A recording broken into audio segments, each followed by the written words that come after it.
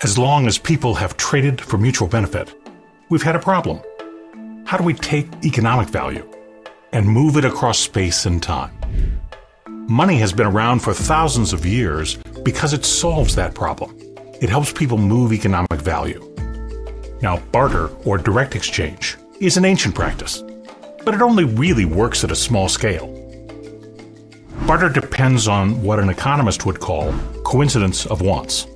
I want your apples, you want my shoes, at the same time, in the same place. But the market naturally seeks efficiency by moving toward a larger scale.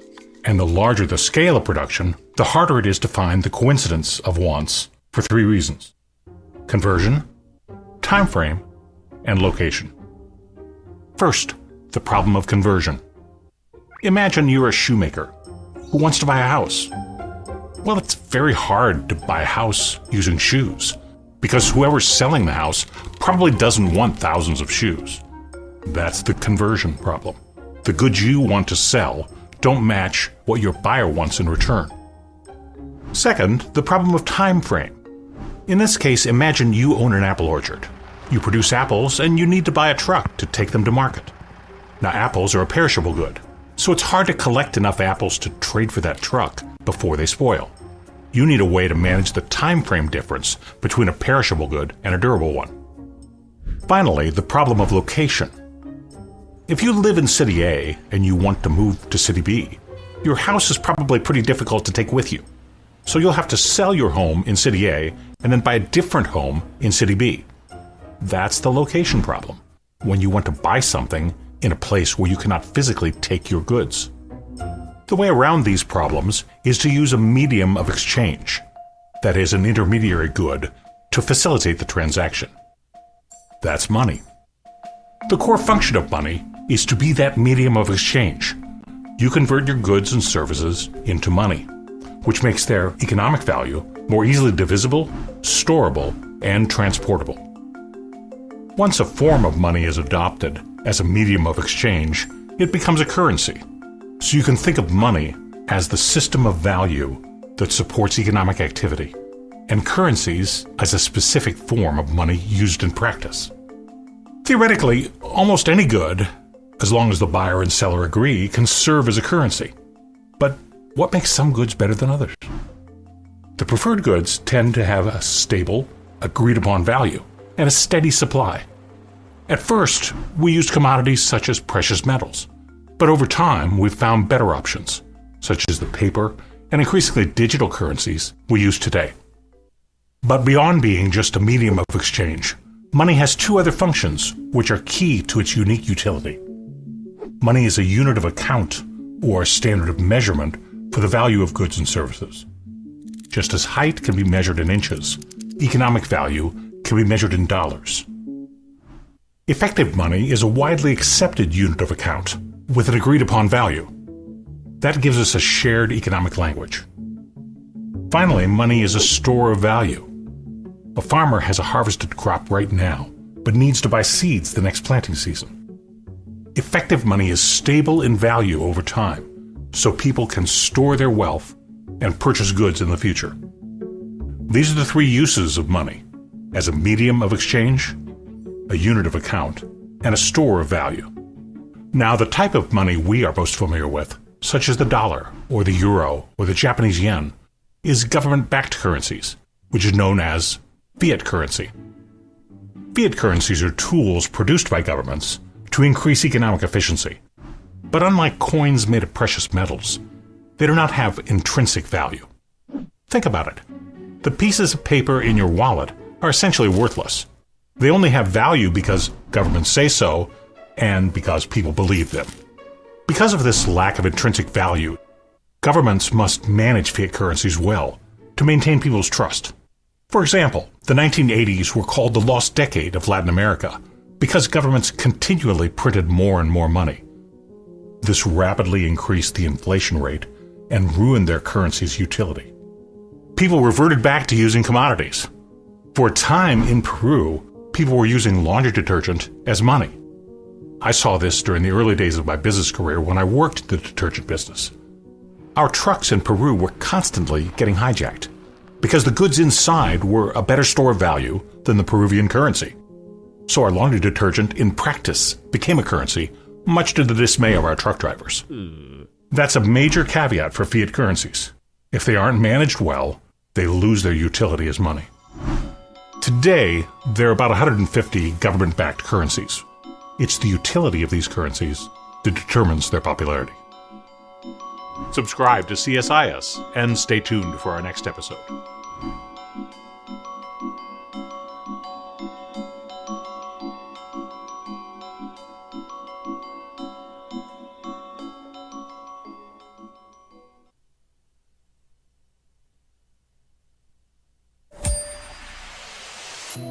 The U.S. dollar. The U.S. dollar. The U.S. dollar. I'm Scott Miller, and this is Defending the Dollar.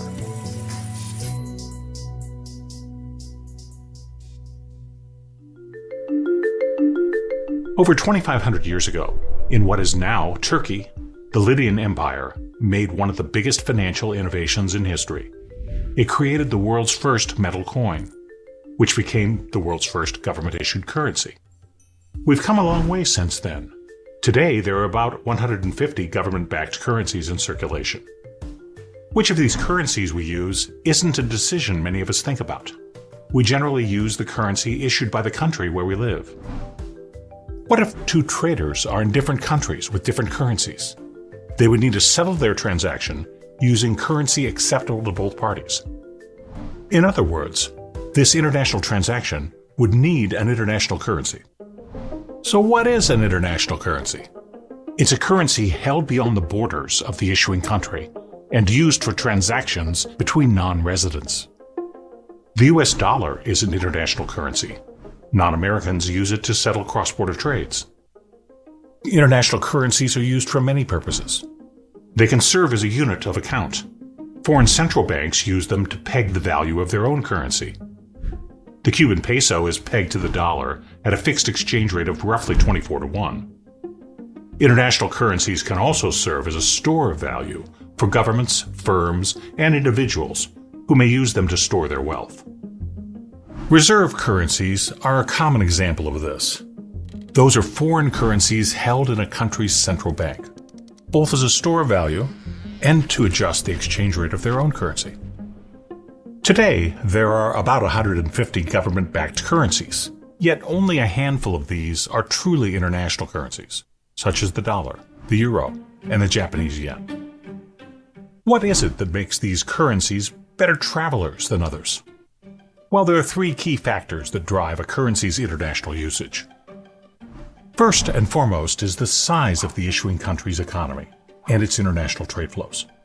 Countries with a large volume of international transactions naturally issue more useful currencies, as they can be used to buy a wide range of goods and services from that country.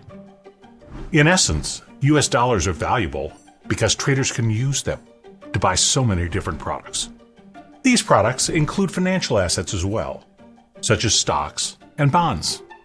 Globally, there is a huge demand for financial assets, which are typically used to store wealth. Investors want a safe place to park their money and earn a return. So international currencies tend to come from countries with large markets that can handle the demand. Second is the development and openness of the issuing country's market. While market size is important, it's just one factor. How a nation's financial markets are regulated is also critical. A country with efficient financial institutions and laws that reduce barriers to trading likely has a currency that saves investors time and money. The Swiss franc travels well, despite the nation's small size. That's due to the country's well-developed financial sector, solid legal framework, and political stability and neutrality. Market openness, or the ease of access for both citizens and non-citizens, is also important. That increases the range of transactions the currency can be used for. And finally, the third factor is price stability. Remember, a currency is a tool to move economic value across space and time. Its utility relies upon it being a stable store of value. Just think about it. Would you accept something for payment if you had no idea what it was going to be worth tomorrow? Well, governments and traders feel the same way. A currency's price stability is determined by many factors, like domestic inflation and the currency's supply and demand. Others relate to confidence in the country's economy. If a country's institutions lack transparency and credibility, that deters investors who seek a predictable business environment. And as we noted in the Swiss example, political stability plays a role. These are the three main factors that help international currencies travel: economic strength, market openness, and price stability.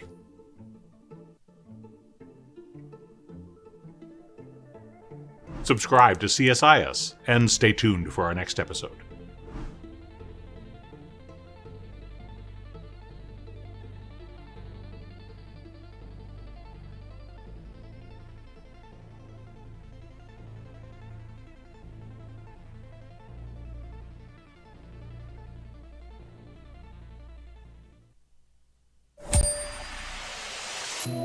The US dollar.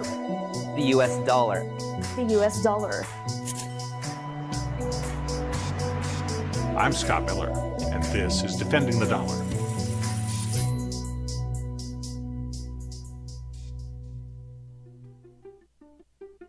The US dollar is the primary international currency, a status known as dollar dominance. It's the top reserve currency, the main anchor currency, and is among the top invoicing currencies. Commodities are also, for the most part, priced in dollars. Almost anywhere you go, traders and investors want dollars. But why is that? Why is the dollar dominant? The dollar excels at each of three factors that drive international currency adoption: economic strength, market development and openness, and price stability.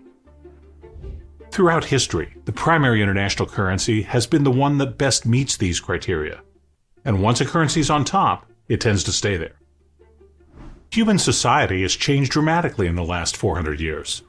But in that time, we've only had three primary international currencies. The first of these was the Dutch guilder. During the Renaissance, the Dutch experimented in many fields, including banking and finance. In 1609, they opened the Bank of Amsterdam, which developed a simple yet revolutionary innovation. It measured the metallic content of coins. At the time, coins from all over the world flowed into Amsterdam and were used for exchange. These coins were minted with precious metals like gold and silver, but the issuing governments would add in cheaper materials like copper and nickel when facing economic trouble, reducing the amount of precious metal in the coin. It was hard to know how much these coins were really worth. The Bank of Amsterdam limited deposits to coins above a certain purity level, thereby standardizing and stabilizing the value of the guilder. The Dutch Republic was also one of the more culturally tolerant states in Europe, and its banks happily offered services to foreigners.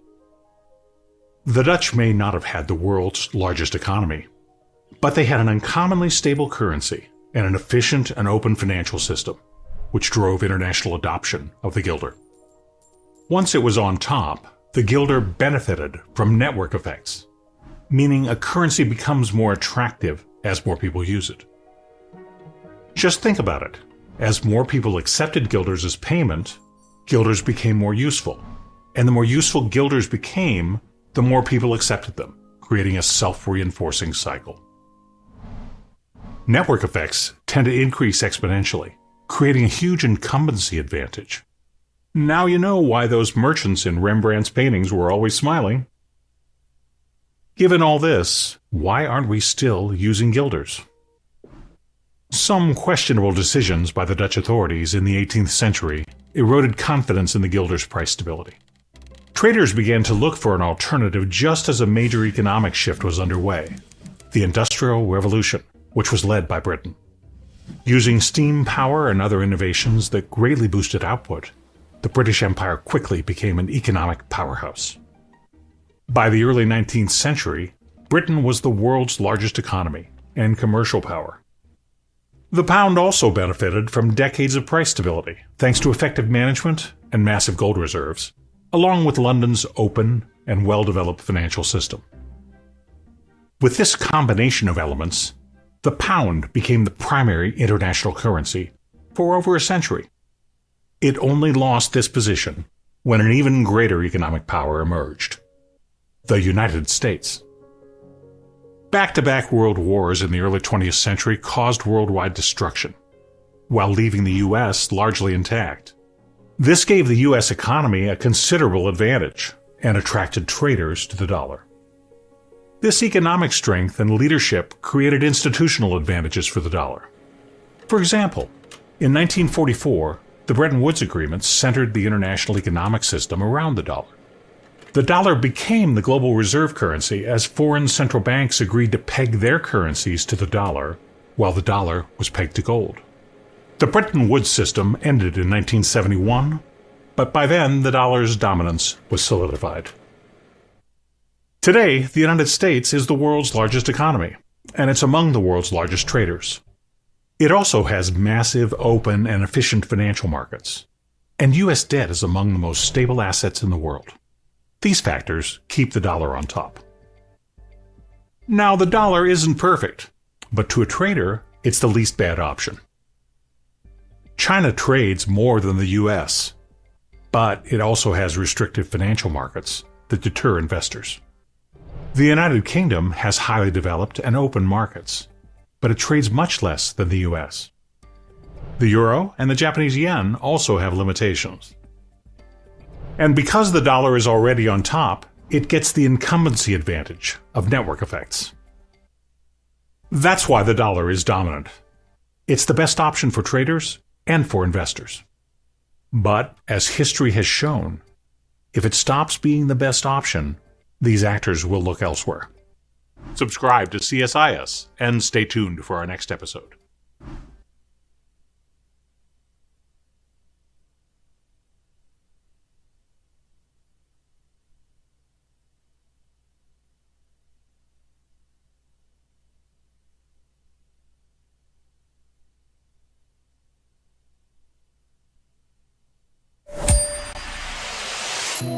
The U.S. dollar. The US dollar. The U.S. dollar. I'm Scott Miller, and this is Defending the Dollar.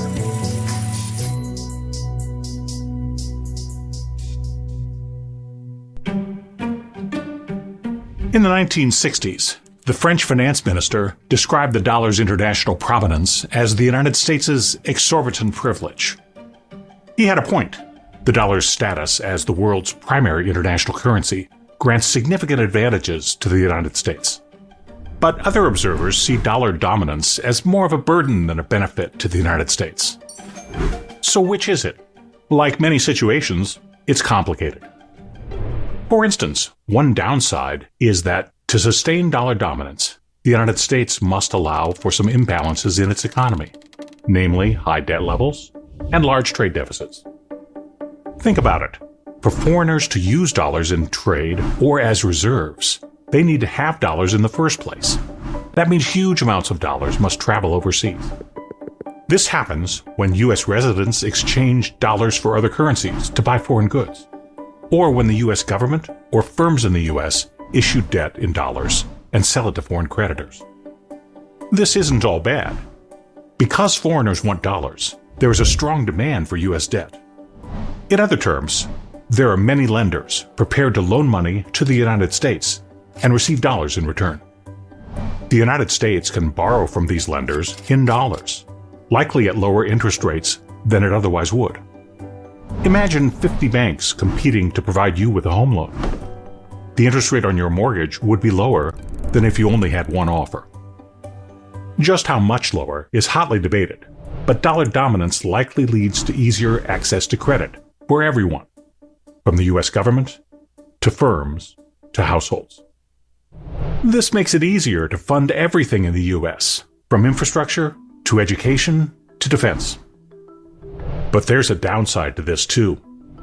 Lower-cost borrowing may prompt the United States to take on more debt than it otherwise would, contributing to ballooning debt levels. The interest alone on outstanding U.S. debt exceeded $1 billion per day in 2023, and it's only going up. Like I said, it's complicated. Another such trade-off is that dollar dominance leads to a higher exchange rate for the dollar. As demand for dollars goes up, the price of dollars goes up too. Sounds great, right? A strong dollar boosts the power of U.S. foreign aid, including military aid. And American consumers and firms certainly reap the benefits of the dollar's stronger purchasing power when they buy imported goods. However, U.S. firms that compete against these imports or export their own products must cope with this added pressure. Imagine an American shoemaker who wants to sell his shoes to a buyer in Europe for $100. If the exchange rate is €1 for $1.1, then the $100 pair of shoes would cost the buyer about €90. But if the dollar strengthens to a 1-to-1 exchange rate, then the European customer would now pay €100. The dollar value of the shoes didn't change, but the price for the buyer in Europe increased. As the dollar's exchange rate goes up, the price of U.S. exports also goes up. This puts U.S. exporters at a disadvantage compared to countries with less valuable currencies. A strong dollar has been among the many pressures on U.S. manufacturing over the last several decades. Those are some of the economic impacts of dollar dominance. But the most critical consequence may be strictly geopolitical. Dollar dominance allows the United States to impose uniquely powerful financial sanctions. Even though the dollar is used worldwide, almost all dollar payments move through the U.S. banking system. As the United States has legal authority over its banking system, it can bar designated countries, firms, and individuals from using it.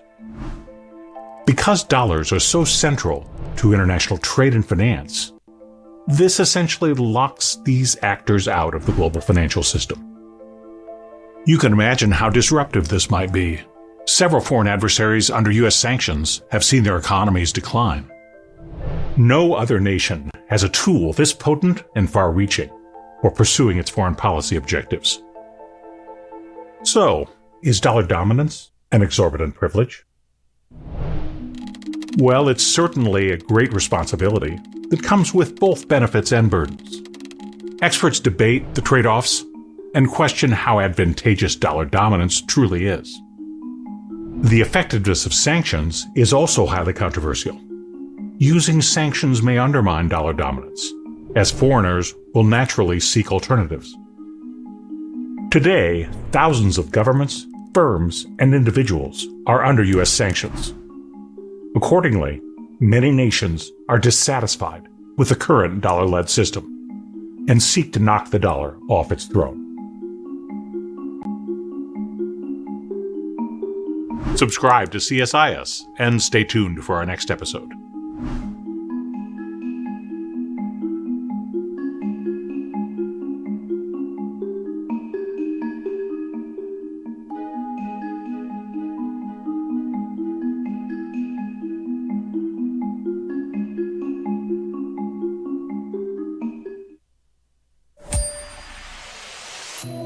The U.S. dollar. The US dollar. The US dollar. I'm Scott Miller, and this is Defending the Dollar.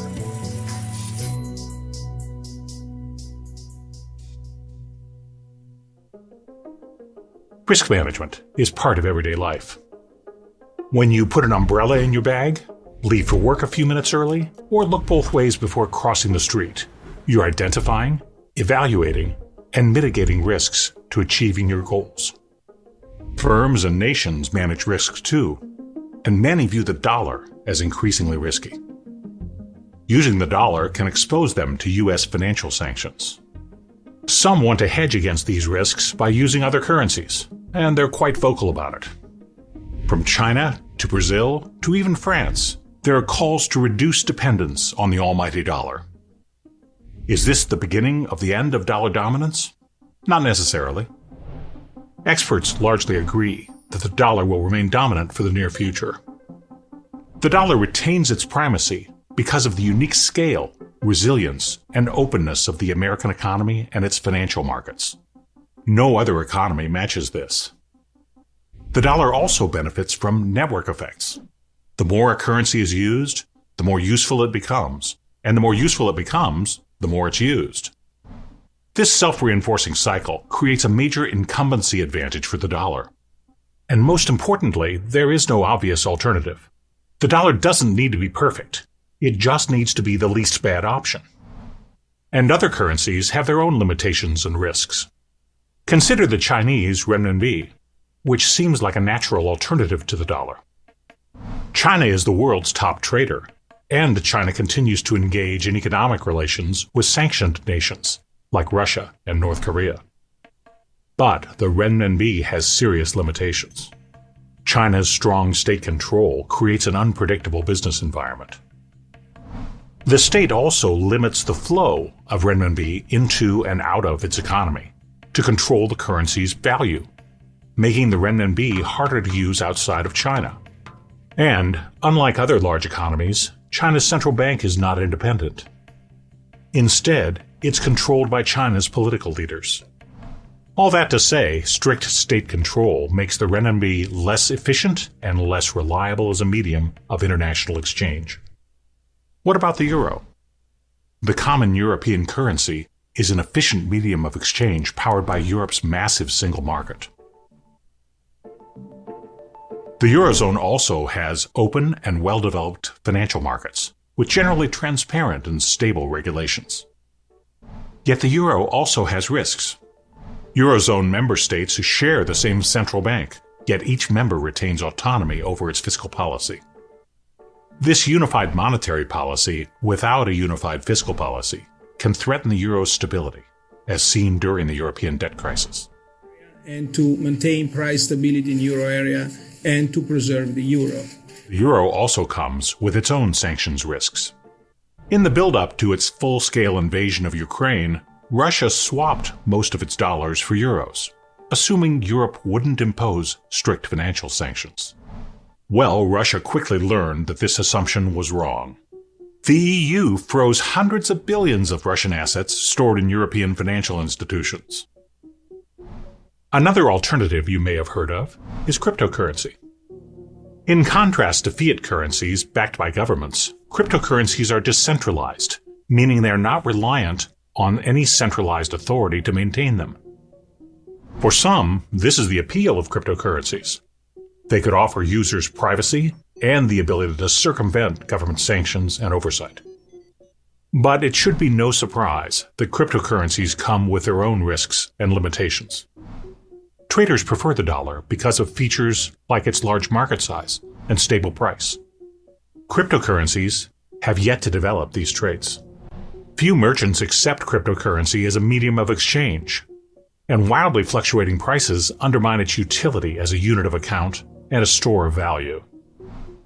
And cryptocurrencies may be inherently limited by what experts call the blockchain trilemma, meaning that blockchains, the underlying technology behind many cryptocurrencies, cannot achieve optimal levels of decentralization. I don't ever slow up, no I don't take shit. I got no love for the fakeness. If you wanna play tough and wanna hate this, I'll always show up. I don't ever slow up, no I don't take shit. I got no love for the fakeness. If you wanna play tough and wanna hate this, I'll always show up and make a statement. I don't ever slow up, no I don't take shit. I got no love for the fakeness. If you wanna play tough and wanna hate this, I'll always show up and make a statement. Everything I do so instinctive and so passionate. Every word I move so descriptive like an adjective. I got a vendetta against people who patented being negative when you should be getting after it. I got facts over tracks, this and that. Spitting slow, spitting fast. I could roast, I could gas. Think I'm okay at last, but I don't know if that can erase all the past. And the pettiness, a reflection of the emptiness. Hilarious, you think you're worth my time, you're delirious. Mysterious, because you hide behind a fake exterior. Inferior, you know I'll always be a bit superior. Get off of me, this ain't no humble brag. I want you to hear words, you can say them back. I want you to feel free from the chains at last, and to believe in what you got, it was built to last, yeah. Now that I've been put through hell, I never got anyone's help. I had to do it all myself. I don't ever slow up, no I don't take shit. I got no love for the fakeness. If you wanna play tough and wanna hate this, I'll always show up and make a statement. I don't ever slow up, no I don't take shit. I got no love for the fakeness. If you wanna play tough and wanna hate this, I'll always show up and make a statement. Gonna learn the consequence of it. The US dollar. The US dollar. The US dollar. I'm Scott Miller, and this is Defending the Dollar.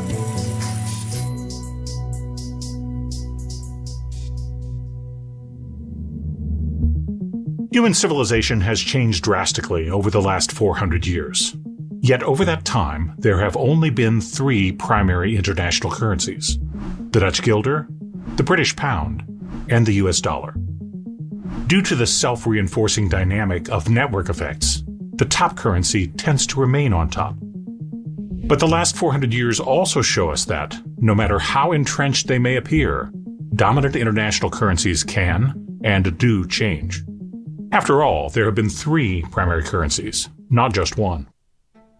In the 1700s, economic mismanagement by the Dutch weakened the guilder, just as the Industrial Revolution began to accelerate economic growth in Great Britain. 2 centuries later, financial crisis in the United Kingdom made the pound less attractive to investors, while growth in the United States drove adoption of the dollar. Then World War II exhausted the British economy and the pound, while the dollar and the US, the only industrial economy not destroyed by war, achieved primacy. For both transitions, vulnerabilities in the dominant currency, along with economic and technological trends, slowly opened the door for an alternative until a major event incited the full shift. In Hemingway's The Sun Also Rises, a character describes going bankrupt in the same way: gradually, then suddenly. Let's apply this idea to dollar dominance. Which actions appear minor today, but could disrupt the dollar's primacy in the future? Certainly, some relate to financial innovation.